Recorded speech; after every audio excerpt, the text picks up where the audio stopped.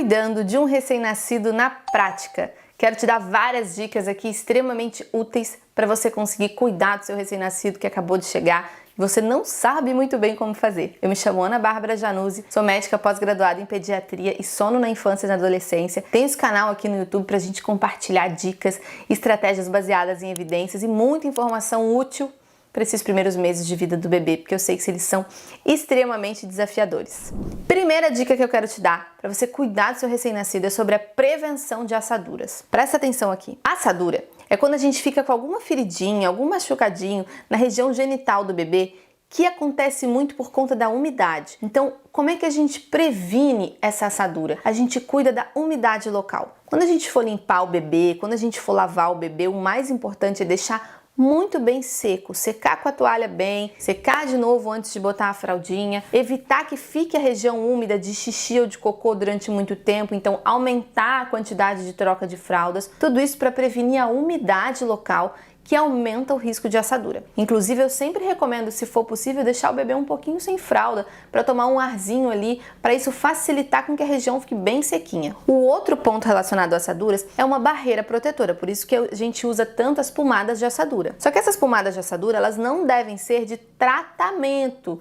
Se você não sabe quais são as pomadas de tratamento, pega a dica aqui comigo. É aquelas que tem nistatina. Pomada com nistatina é pomada de tratamento, porque nistatina é um antifúngico. Isso não é para usar todo dia, tá, gente? Pelo amor de Deus. A gente usa pomadas de prevenção, que fazem uma barreira ali entre a pele do bebê e o xixi e o cocô. Você não precisa usar pomada em todas as trocas, precisa observar o seu bebê. Mas eu sempre recomendo que pelo menos na fralda noturna, que a gente geralmente fica mais tempo sem trocar, que você use pomada para diminuir a chance de assadura. E tem uma coisa importante sobre a assadura.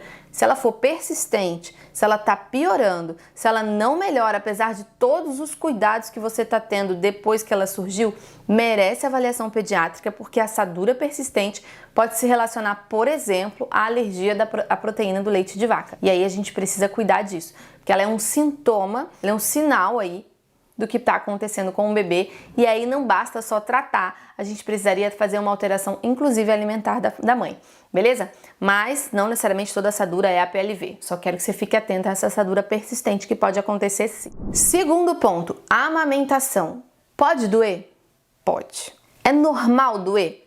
É normal incomodar pelo excesso de demanda, porque antes você não tinha alguém mamando o tempo todo no seu seio. Isso pode incomodar, mas não é para ferir, para abrir machucado, para o peito sangrar, para o peito cair um pedaço. Gente, nada disso é normal.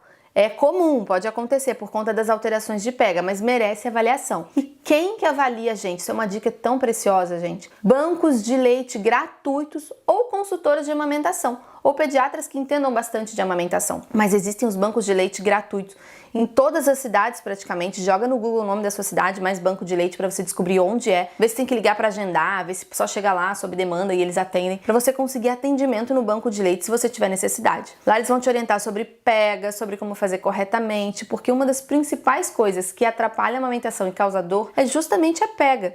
É justamente a dificuldade de acoplar a boquinha do bebê no seio nesses primeiros dias, que é comum acontecer. Eu tive isso na minha segunda filha, tendo amamentado a outra por anos. Na segunda filha eu tive dificuldade de pega, porque eu estava habituada a amamentar uma criança. Eu não estava habituada a amamentar aquela nova criança. E tudo teve que ser reorganizado.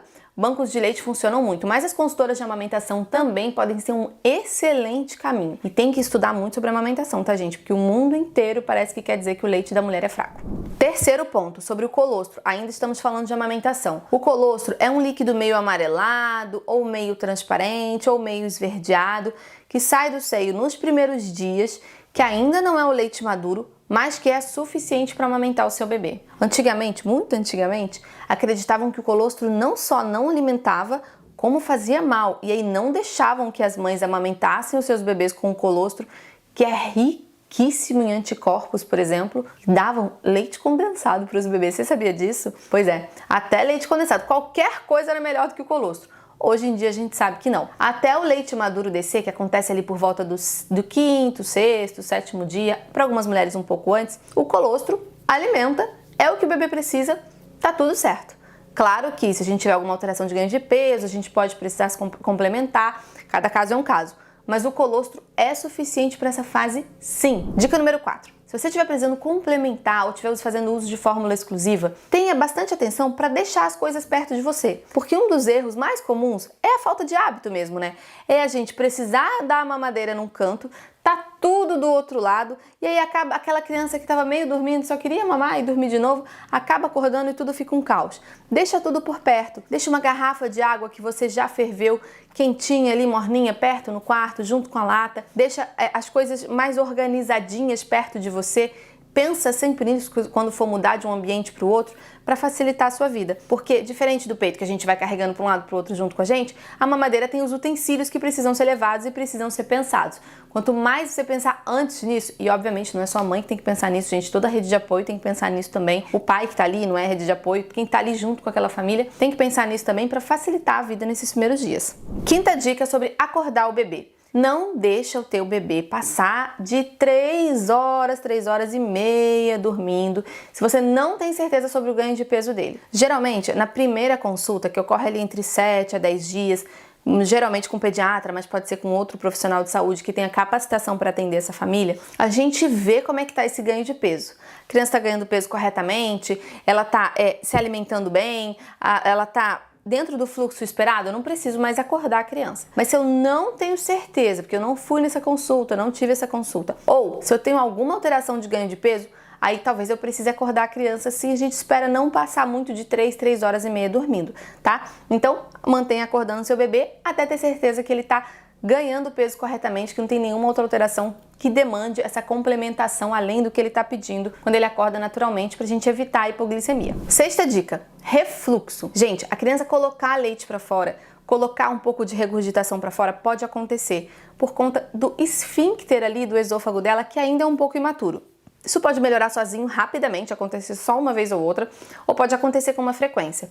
A gente pode estar diante de uma criança que tem sim refluxo. E sempre que a criança está colocando alguma coisa para fora, ou seja, com o diagnóstico mesmo de doença do refluxo, ou da criança que só regurgita e não tem ainda nenhum diagnóstico, a orientação é sempre a mesma: deixar a criança elevada depois da mamada. Por quê? Porque quando a gente deixa a criança elevada, não é para deixar ela em pé, não. Você pode só elevar ela de uma forma mais cuidadosa, ainda dormindo bem devagarzinho, mas deixando menos na horizontal e mais na vertical. A gente faz com que o leite desça mesmo e fique lá embaixo no estômago e faça o seu trajeto e não fique ali subindo, descendo, aumentando o risco de acontecer o refluxo, aumentando o risco de engasgar, aumentando o risco da criança broncoaspirar. Então, é sempre ideal deixar a criança de 10 a 20 minutinhos após a mamada ali, para ver se o leite desce. Não é exatamente para rotar, mas pode acontecer dela rotar nesse processo.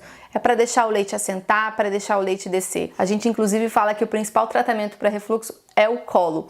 Sonecas no colo, deixar a criança mais elevadinha, porque ela dorme muito melhor, ela fica muito melhor, o leite desce mesmo, evita a regurgitação, que além de desconfortável mecanicamente, pode causar uma sensação de acidez muito ruim, e esse é o tratamento. Quer dizer, tem outros tratamentos que precisam ser avaliados junto com o pediatra, mas deixar a criança mais verticalizada é o pilar do tratamento. Finalmente, sétima dica sobre cuidados com recém-nascido: umbigo. Gente, eu sei que tem muita dúvida sobre o umbigo, mas o umbigo não é nem de longe a coisa mais complicada. O que a gente faz com o umbigo? A gente não faz nada. Diz pra mim, se você mora fora do Brasil, se você mora em algum outro lugar, qual é a orientação sobre o umbigo que tem por aí? Fora do Brasil é extremamente comum que a orientação seja a seguinte: não faça nada, nem dê banho até o umbigo do bebê cair, sobretudo nos países do norte, onde é mais frio. Por quê? Porque a verdade é que a gente não tem que fazer nada com aquele umbigo mesmo, não. Tem que manter ele bem sequinho. Antigamente, se orientava a passar álcool 70. Já tem muito tempo que eu falo para não passar, mas agora recentemente saiu uma nota da Sociedade Brasileira de Pediatria dizendo que não tem necessidade de passar álcool 70 e nem é bom. Por quê, gente? Porque a gente mata as bactérias boas e as ruins. As ruins eu não quero. Mas e as boas? As que fazem justamente parte da cicatrização. Tô matando também. E tem muita gente que deixa um pano molhado, embebido de álcool no umbigo da criança. Lembra que a gente falou? O mais importante é manter seco. Então não tem que deixar nada molhado no umbigo da criança. Se molhar por algum motivo, seja com álcool, seja com água e sabão no banho, você também pode lavar com água e sabão se você quiser, é muito importante que você seque bem. Pega o coto umbilical, vira para um lado, passa a toalha cuidadosamente, vira para o outro, passa a toalha cuidadosamente, garante que tá bem sequinho antes de botar a roupa. Se molhou, faz esse processo de novo. Não coloca faixa, não coloca moeda, não coloca erva, azeite, sal. Ai meu Deus, é tanta coisa que o povo coloca no umbigo. Não coloca nada disso, é só deixar ele sequinho que o coto vai secando naturalmente e ele cai e fica tudo certo. Quanto mais úmido tiver esse umbigo, mais tempo ele vai demorar para cair, mais chance você tem de infecção e de desconforto para aquele bebê. Eu espero que essas dicas tenham sido úteis para você que tá com um recém-nascido em casa ou tá para receber um recém-nascido aí na sua vida. Eu tenho certeza que essa fase, além de extremamente desafiadora, extremamente complexa, é muito bonita, mas às vezes a gente só sabe disso depois que passa por ela, porque no começo parece um pouco caótico mesmo. Desejo para você e pro seu bebê um excelente puerpério, um excelente início de vida e tô por aqui para o que você precisar de ajuda.